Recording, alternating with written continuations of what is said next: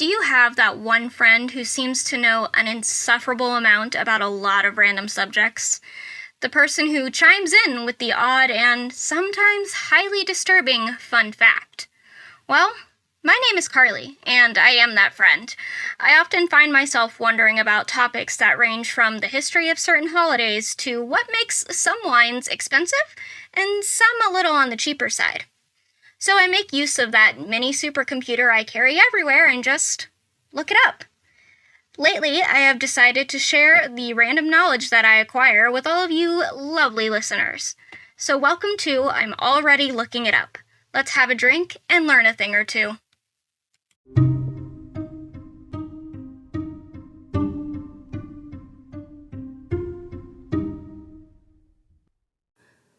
Hello. You're listening to I'm Already Looking It Up, the podcast where I, your host, research a random topic and tell you, my lovely listeners, all about it. So without further ado, let's get started. So today, I have decided that the topic is going to be random phrases and where they come from. So the reason I picked this topic is I am always a heavy proponent of ask why. So why do we say things that we say, or why, who came up with, certain sayings and phrases. I think the thought has always kind of fascinated me because there's a lot of them that are probably very outdated. There are some of them that we don't say the full phrasing of, and therefore it gets changed over time to what it means. So that is the reason I picked this episode, or this topic. So I thought it would be fun to go through some phrases that are very common and figure out where they came from. So I've got a couple articles here on just that topic. So the first article says, the English language is full of sayings or idioms that on the face of it don't make a lot of sense. If you heard something from the horse's mouth, why is it particularly reliable? Why are we under the weather when we're ill? How could anyone steal someone else's thunder? In many cases, the answers have unusual and often disputed origins. Here are the stories behind 5 common sayings. Now, we will have more than 5. This is just kind of the first article I pulled some stuff from. I definitely have a lot more than 5, though. So, the first one is going to be spill the beans, which we've all heard, I'm sure. There are a few explanations for why someone might say spill the beans when they revealed something before it was meant to be known. Some accounts have it originating in the United States in the early 20th century when it meant to upset or disturb a stable situation. But the most commonly accepted is that it originated thousands of years ago in ancient Greece, where votes were made by placing either a white or black bean in a vase, depending on whether they meant yes or no. The beans were later counted to reveal the result. But if the vase was accidentally or deliberately knocked over, the beans would be visible to everyone, and the result would be known before it was meant to be. Hence, you'd spilled the beans. That's pretty cool. I kind of like that. All right, the next one is straight from the horse's mouth. When we say we heard something straight from the horse's mouth, we mean that we trust the information to be reliable because it came from someone who would know. So, where did our equine friends get the admirable reputation of truth-telling? Well, there are a couple of explanations. One is that it seems to have originated in racing circles as a kind of joke. A good betting tip was said to have come straight from the horse's mouth, since the horse would know best what kind of chances it had in the race. That's kind of neat. I like that one. But another explanation is to do with the horse's teeth. When selling a horse, the owner might lie about its age, since the only totally reliable way of determining a horse's age is examining its incisors. The truth about the horse's age is best checked by looking in its mouth. So, the truth comes straight from the horse's mouth. To complicate matters, the phrase, never look a gift horse in the mouth, is also often said to have its origins in the dental method of aging horses. There you go. And that's interesting because never look a gift horse in the mouth is kind of almost like a deceitful type thing. Like, if it's kind of like nothing is free, or there's no such thing as a free lunch. That's interesting. I think I understand that now, though, because if a horse seems too good to be true, like someone says, oh, this horse is only like a year old or something, or 2 years old, and it seems really young, but you're like unsure about it, and then you look in the mouth and you tell the real age, well, that's disappointing, so you would never look a gift horse in the mouth. Interesting. Okay, cool, that was fun. So the next one is to turn a blind eye. The idea of turning a blind eye to something that you don't want to admit having seen goes back to as far as 1698, when clergyman John Norris used the phrase in his book A Discourse of Walking by Faith. But the phrase really gained popular currency about 100 years later after the Battle of Copenhagen in 1801. When Admiral Nelson was ordered to disengage the Danish fleet by Admiral Sir Hyde Parker. Nelson didn't want to obey the orders, so put a telescope to his blind eye and said that he could not see the signal. Despite its earlier uses, this is an explanation that is most often given for the meaning of the phrase as well as its current popularity. There you go. To steal someone's thunder. When you steal someone's thunder, you preempt someone else's achievement with one of your own, thus robbing them of the praise they might have gotten. The phrase originates in a story from the 18th century when playwright John Dennis invented a new machine called a thunder sheet for creating storm sounds on stage for his play Appius and Virginia, 1709. Sadly, the cutting-edge special effects weren't enough to save the play, which was a flop. But later, Dennis heard that the same venue, Theatre Royal, Drury Lane, was using his machine for a production of Macbeth without his permission. According to the story, the furious writer declared, "The villains will play my thunder, but not my plays." They had stolen his thunder. There you go. That one's kind of cool because it's I like that. That one's fun. I don't even know what to say about it, but I like it. The next one is to be under the weather. We often say someone is feeling a bit under the weather when they have a mild illness or are just not feeling 100%. But why would we phrase it that way? The saying's origins go back to Britain's seafaring past, although the precise explanation is very difficult to pin down exactly. In the days of sailing ships, the weather bower rail was the part of the ship that faced directly into bad weather. During a storm, this was the worst place to be, since it was most buffeted in the wind. So the original saying was under the weather bow, which meant in a poor situation or ill, and it became shortened to under the weather. There's a competing explanation that claims that ill sailors would be sent below decks to recover. They were said to be sent under the weather rail, which is where the connection with illness may come from. And yet, another explanation is that the phrase originates from the fact that when a ship pulled into port because of a storm, it docked under the stress of weather.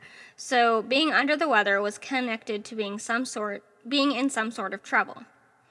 It's a complicated story that suggests that sometimes common sayings might have more than one source. So there you go, under the weather.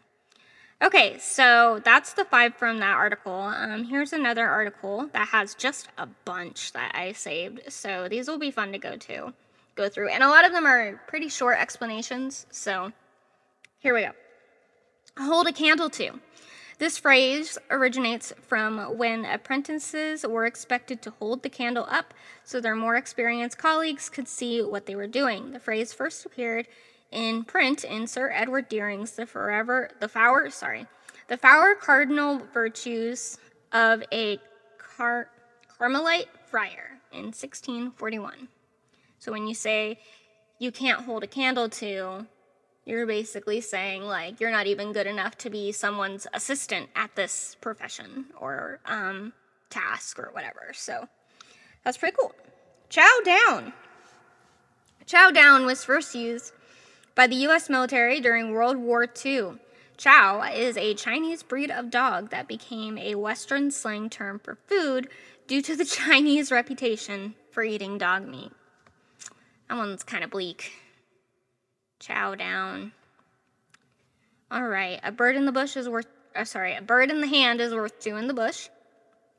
This medieval proverb comes from the sport of falconry, where the bird in the hand, the praying falcon, was worth more than two in the bush, the prey. Pretty easy explanation. Absence makes the heart grow fonder. This sweet saying came from the Roman poet Sextus Sorry, I'm usually good with Roman names. Sextus Propertius. Yeah, elegies. Always toward absent lovers, love's tide stronger flows. In 1832, the modern variant of the phrase was coined by a Miss Strickland of the Pocket Magazine of Classic and Polite Literature. There you go. When you have a frog in your throat.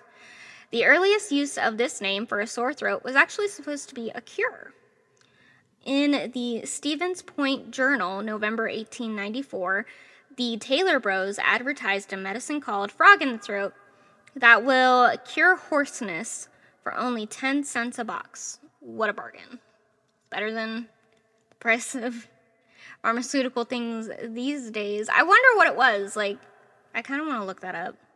Frog in the throat? Okay, hold on. I need to know this. We're gonna Google live right now. Already looking it up. Okay, so what? Google, come on, pull up my page, please. I don't know if I'll be able to do this, but okay. So, what was in the medicine frog in your throat?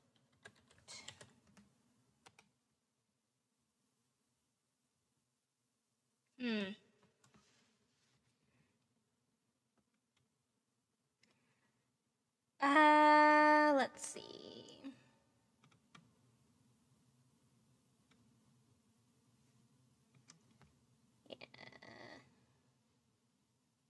Oh, it looks like it's, well, I don't know. Hold on.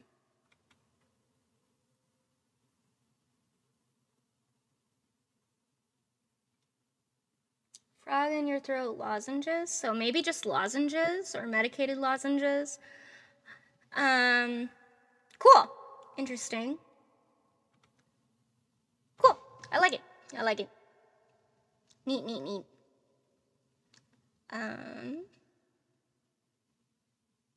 Yeah. All right. Anyway, so the next one is get the sack. The slang term for getting fired originates in France and alludes to tradesmen who would take their own bag or sack of tools with them when dismissed from employment. I like that one. Oh man, I don't really have that many more. I haven't been talking for that long. Goody two shoes. Good two shoes comes from a Christian retelling of Cinderella, a nursery tale named The History of Little Goody Two Shoes, published in 1765. The poor orphan of the title only had one shoe, but is given two shoes by a rich man as a reward for her virtue. And then this one is my favorite because I know the origin of it, but a lot of people know the origin of it. Mad as a Hatter, 19th century mercury, used to be used in the making of hats. This was known to have affected the nervous systems of hatters causing them to tremble and appear insane. Mercury poisoning is still known today as Mad Hatter's disease. So yeah, that's all I had. I really thought I had more. I'm gonna look up some things. We're gonna look up, let's see, common phrases that are said wrong, because these I really like, because I know one of them is curiosity killed the cat, but the rest of the phrase is but satisfaction brought it back. So there are a lot of phrases like this where most people say them like incorrectly, and I think that's neat the way language changes over time. So let's see, 25 common phrases that you're saying wrong. Let's see. Nip it in the butt versus nip it in the bud. Nipping something in the bud means that you're putting an end to it before it has a chance to grow or start. Nipping something in the butt means you're biting its behind. So there you go. Be careful how you use that phrase. I could care less versus I couldn't care less. Saying that you could care less about a topic implies that you do care about it at least a little. What you usually mean is that you don't care about the topic at all, hence I couldn't care less. So there you go. One and the same versus one and the same. When you really sit and think about it, one and the same doesn't mean anything at all. The correct phrase, one and the same, means that two things are the same. One and the same. Okay, yeah, I could see that. You've got another thing coming versus you've got another think coming. This is one of those phrases where the incorrect usage actually does make sense and has become its own phrase. But it's still technically wrong. In fact, most people don't even know the correct phrase unless they look it up. I sure didn't. The correct version really only makes sense if you use the entire sentence. If that's what you think, you've got another thing coming. Okay. Each one worse than the next versus each one worse than the last. Unless you can foresee the future, each one worse than the next doesn't make sense. The problem with the phrase is that it isn't logical. For example, you can't compare two bicycles until you've tested them both. So logically, you would compare the current bicycle to the last bicycle you tested. So each one worse than the last. Sorry. On accident versus by accident. Sometimes I feel very sorry for people attempting to learn English. With phrases like this, it must be awful. You can do something on purpose, but not on accident. Prepositions are a killer. So you can only do something by accident, not on accident. Statute of limitations versus statute of limitations. Whenever I think of these two phrases, I get reminded of one of the best Seinfeld episodes ever, and it has a video, which I'm not going to play. But yeah, statute of limitations doesn't make sense because the statue is not.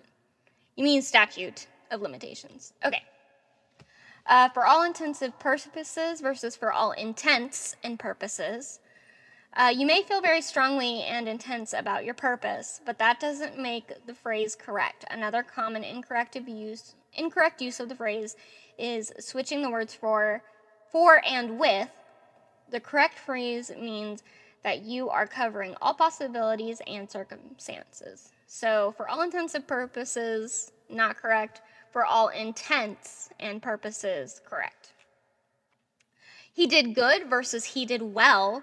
The phrase good and well get interchanged so much that some people think they're actually interchangeable words. They're not. If you're ever confused about which to use, here's a tip. Use well as an adverb, words used to describe verbs, and good as an adjective, words used to describe nouns. For example, the dog runs well. He is a good dog. So there you go. Extract revenge versus exact revenge. When you extract something, you're taking it out of something else. When you exact onto something, you're dishing it out. Therefore, extracting revenge on someone would mean you're taking out that person's revenge exacting revenge onto them means that you're taking your revenge out on them. So I guess you could say either, because, like, I don't know. Well, maybe not. I had a weird thought. Okay, so I guess you could, in my head, and this is probably wrong. I'm probably wrong. It's okay if I'm wrong. You could extract revenge as, like, I'm going to get revenge for you, maybe? I don't know. That's probably not right, though. But yeah, exact revenge is usually what most people mean. So Alzheimer's disease versus Alzheimer's disease. This one is just kind of silly. It's really a mistake that we make when we're younger. As we get older and actually learn about what Alzheimer's disease is, we have the sense to say the word correctly. So, I'm giving you leadway versus I'm giving you leeway. Leadway actually isn't even a word. Leeway means extra space and freedom. So yeah, you say leeway. Ax versus ask. You don't ask for things. You ask for them. I'm not sure when the S and K got switched, but it happens all the time when people talk. I think that's more of just like a kind of more of a colloquial thing. Like, some people say ax and some people say ask. I say ask. I ask for something. But it is a hard. I think it's a hard kind of set of letters to say correctly.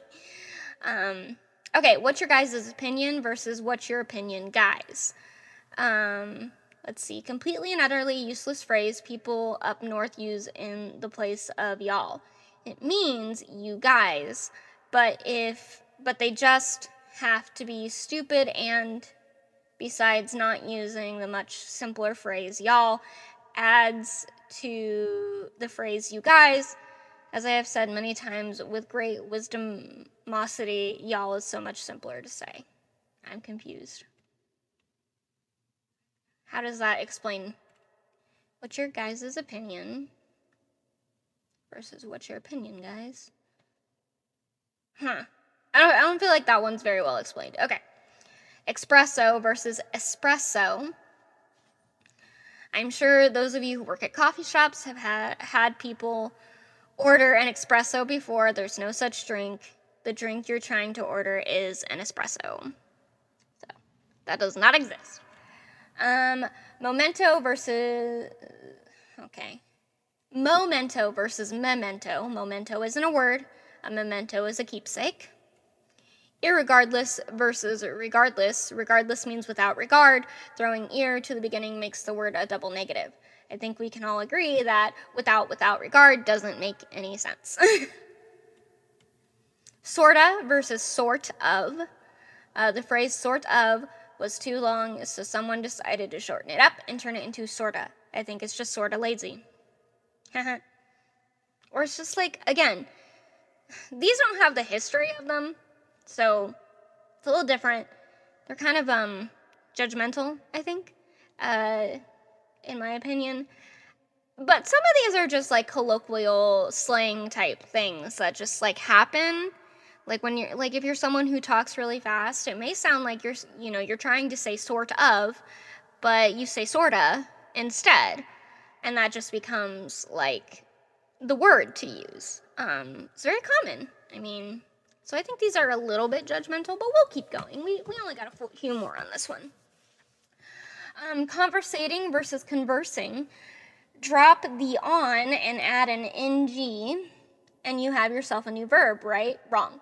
Conversating is an unofficial word that a lot of people use in place of the correct term, conversing.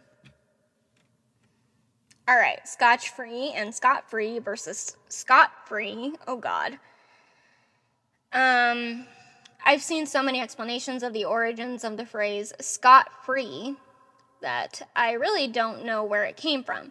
But what I do know is that scotch-free and scot-free are incorrect. So there are two Scot-frees, but one of them is spelled with like double T's, like the name.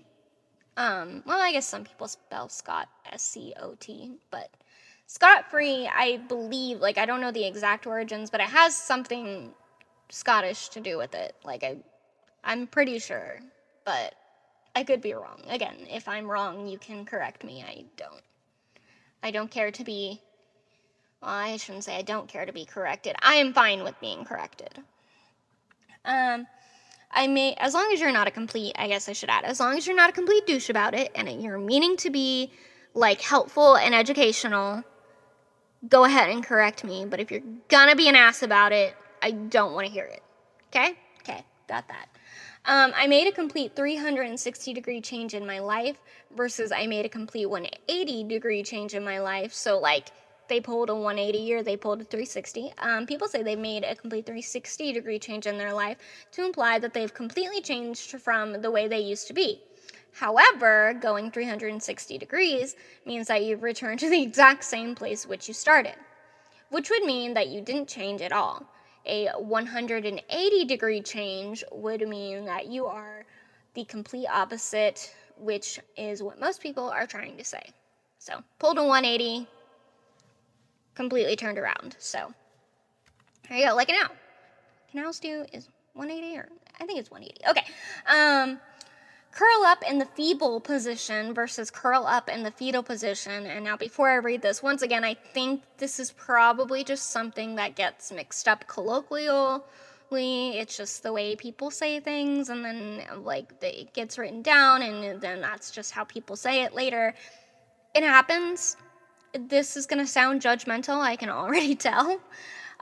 Feeble means weak and frail, so in a way, curling up in the feeble position isn't too far off. However, the actual fetal position that people are referring to is the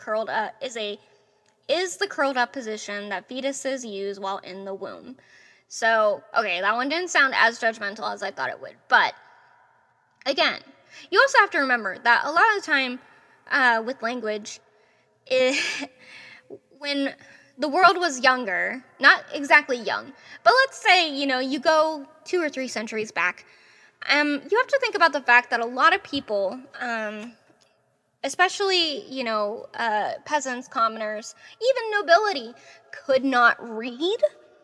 Actually, in fact, it was really uncommon for anyone besides someone who worked in the church to be able to read, unless you were really rich and had a great upbringing and were a man, usually. Sometimes women were able to learn things like that, but you don't, you hear things, so you just have to go with the way you hear things, and then later in history, when things are getting written down, it's, you just translate the best you can from what you're hearing or what you're seeing and just what you know. So some of these, like I said, are a bit judgmental, and go a little too far. I was hoping for phrases like curiosity killed the cat, but satisfaction brought it back kind of thing, but whatever.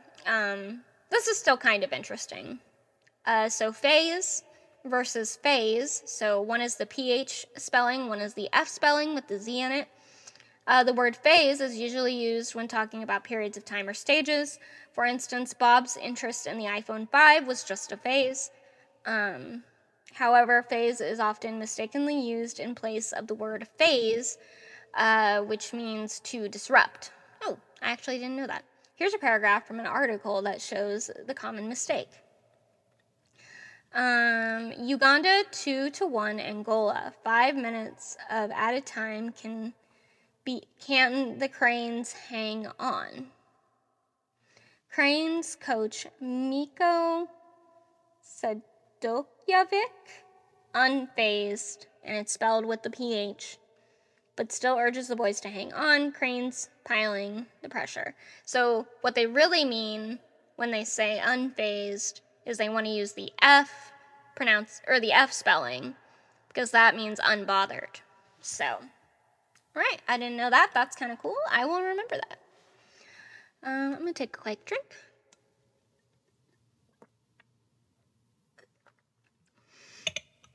All right. Hone in versus home in. The word hone means to sharpen or improve somehow. For example, you can hone your speaking skills. To home in on something means to get closer to. We're homing in on a cure for cancer. There you go. And the last one, brother-in-laws versus brothers-in-law. If your wife or husband has several siblings, they're called your brothers/sisters-in-law. I'm about to get a little grammar nerdy with my explanation, so get ready. The general rule of thumb for making a compound noun plural is to add an S to the sound that there's more of. In our case, the word brother-in-law are both nouns. Since the word you're pluralizing is brother, you add an S to it, not law. So, but then people say in-laws. So is that the same? I guess if they're like a group of your in-laws, I guess that makes sense. Okay, well, there you go. Brother-in-law versus brothers-in-law, sorry. Cool. Let's do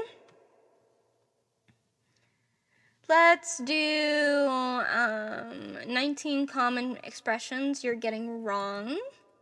Let's see what it's got for us here.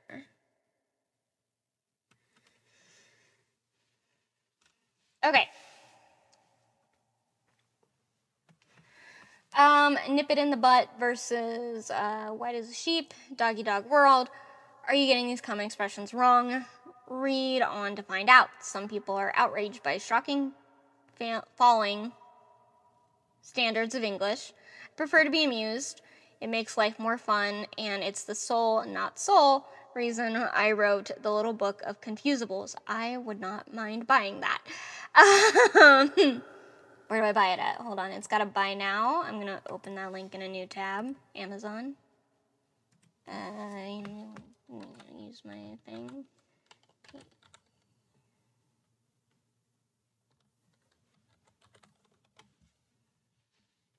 A little book of confusables. Oh, it's on Kindle Unlimited. Fantastic. Yeah, I'm definitely gonna look into this because that looks like a fun little book to have. Also, if you want to buy the physical copy, it looks like $11.95 in pounds. I don't know the conversion rate. Hold on, I should, because we talk about this a lot in my D&D group. Because we have someone, we have 2 people from Canada, 1 person from the UK, and then 3 of us are American.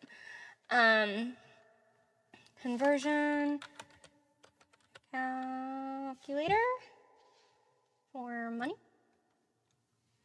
So 1 United States dollar equals 93 euro. Can I just put in what I want for the conversion? 11.99. So $12.85 United States. There you go. I only need to say that because I know most of my listeners are US, but there you go. If you want to look at the little book of confusables, that is what it is. Can I add this to my wish list? Yeah, add to list. Oh my god, it's gonna make me sign in. Even though I'm already signed in all the time.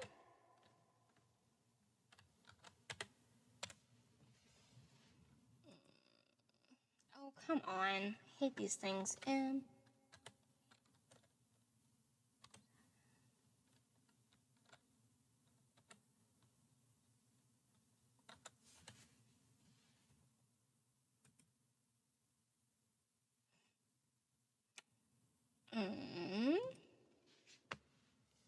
And let's see.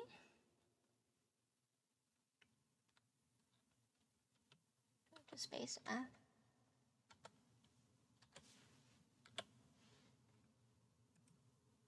Oh my god.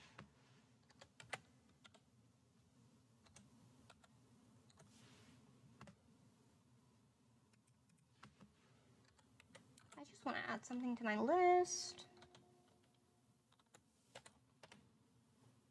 Please.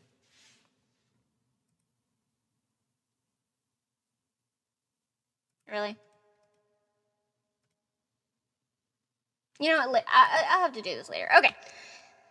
So I'm definitely going to add that book to my wish list because that sounds cool. I read something the other day that used the expression white as a sheep. Brilliant, but wrong.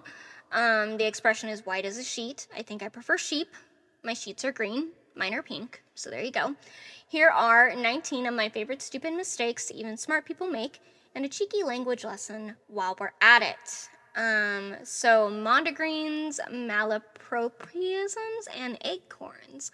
You what now? Don't be misled by the title of this post. There are real names for common lexical errors. I love the word lexicon. It's a great word. The mondegreen is a misheard version of a song lyric, like "It doesn't make a difference if we're naked or not," from Bon Jovi's Living on a Prayer. Of course, the lyric is actually "It doesn't make a difference if we make it or not," but the alternative sounds a lot more fun. A malapropism is when a similar sounding wrong word is used instead of the right word, with nonsensical and often funny results. Finally, an acorn is a misunderstanding or mishearing of a phrase or word, often with broadly the same meaning. There are also homonyms, where words sound the same, like there and there, but these are more likely to trip you up when you're writing, not speaking.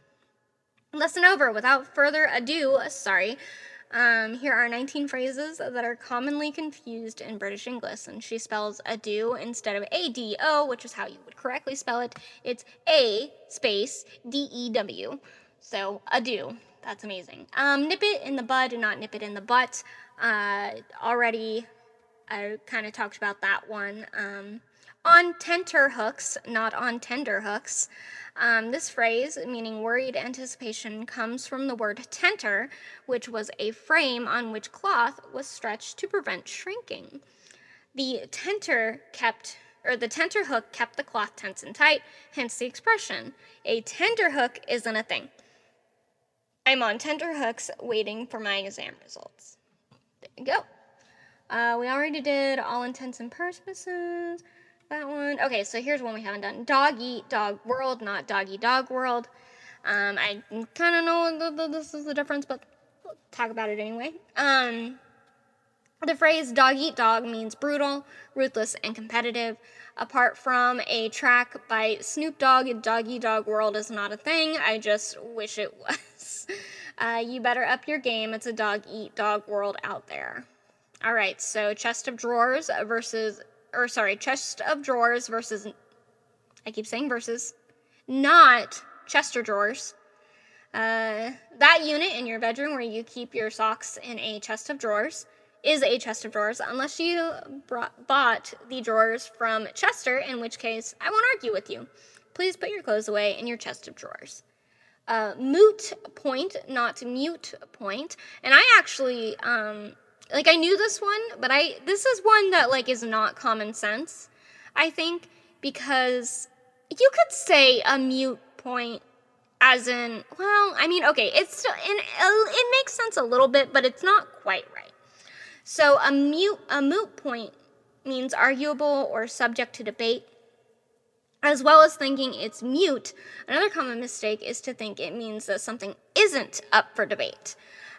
Someone once told me that it was a mute point because it meant stop talking nonsense. Makes perfect sense, particularly if you don't know what moot means. Fans will remember the scene where Joey called it a moo point. It's like a cow's opinion. It doesn't matter. It's moo. Whether or not it should be enforced by law is a moot point.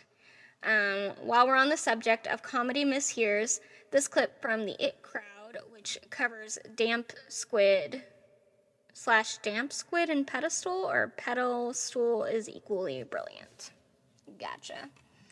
All right. 11 more that she just kind of rapid fires. Old wives' tale, not old wise tale. Off your own bat, not off your own back. Go getter, not goal getter. Scapegoat, not a scapegoat. Alzheimer's disease, not Alzheimer's disease. Chicken pox, not chicken spots. Nerve wracking, not nerve wrecking. Eton mess, not eaten mess. Card sharp, not card shark. Pass muster, not pass mustard. And of course, white as a sheet, not white as a sheep. I do like white as a sheep. That is fun. So, yeah, that's all the ones she lists. She says, or they say, I'm probably, yeah. Which is your favorite? My favorites are Doggy Dog World and a Scapegoat. What's your favorite commonly confused expression? Chances are it's in the Little Book of Confusables, 600 confusing word in 300 gorgeous pages. If you enjoyed this blog, you'll wonder how you've ever managed without my multi-award-winning book. The word mondegreen comes from a 1954 article in Harper's Magazine in which Sylvia Wright mentioned misinterpreting the words of the 17th century Scottish ballad that they have slain the Earl of Moray and laid him to the greens as they have slain the Earl of Moray and Lady Mondegreen. The word malapropism comes from Miss Malaprop, a character in Sheridan's 1775 play The Rivals, and the most recent of the three terms eggcorn refers to a mispronunciation of the word acorn. Its first recorded use was earlier this century. So there you go. All right, well, I think that was a pretty fun little exploration into the English language and words in general. English is a really hard language. We're weird. And it gets even more and more confusing, especially in, I feel like, America, where there's so many cultures and so many people, and it's so vast and so different everywhere that you can really mistake a lot of things or be looked at funny for saying something. Like, I always get asked, because I'm from the Midwest, well, central Midwest, I always get asked about, like, how do I say soda or pop, and I really have to think about it, because I think I say both, but I'm not entirely clear. I think I say soda more than I say pop, though. Which apparently is wrong in the Midwest, so I don't know where I picked it up from. Maybe in my head it just sounds better. But yeah, there's a lot of, like, I think it's crazy how much language has evolved over time, and how it still evolves. I mean, you know, in my lifetime, I never really thought I would see new words added to the dictionary, but, you know, twerk is there, selfie is there now, so we've got a whole bunch of things going on. But anyway, that was fun. I liked that. I really like words. Words are fun. So I think that's where we'll leave it for today. Thank you for taking the time to listen today, and if you enjoyed the show, please like, subscribe, and share it. I'm going to try to remember to do this at the end of each episode, but I do work full-time. You know, I don't necessarily need extra support monetarily to keep this podcast going. This is completely a hobby. It's completely of my interest, but if you did want to support me a little bit, I do have a Patreon. It's under Wild Forest Productions, patreon.com or however it does the thing. Go to Patreon, look for it. I'm there. Again, you don't have to support me. My only tier is a $1 a month tier. It basically means thank you so much. And if you do, and you want me to, I can shout out something on your, or I can shout out something of your choosing, or I can shout you out, whichever you would like. Just let me know. But if you do support me, I really, really will appreciate it, and that is awesome. And yeah, again, if you do like this podcast, please share it, show it to people, do whatever. It really helps to get kind of the numbers going. And also, if you do enjoy this, or if you want to leave a rating in general, but I would prefer if you only do it if you enjoy this. If you do enjoy this podcast, you can go and rate and review it on Apple Podcasts. That really helps too. For some reason, that's the only platform that is heavy on its rates and reviews. So, yeah, if you could go rate me 5 stars or 4 stars or whatever, leave a little review, I would very much appreciate that as well. But yeah, anyway, thanks again for listening, and I will see you next time. Bye. Thank you for listening to I'm Already Looking It Up. If you're enjoying the podcast, please like and subscribe. If you'd like to support the show, you can go to my Patreon at patreon.com/wildforestproductions. Don't forget to check out all the social links below. Thank you!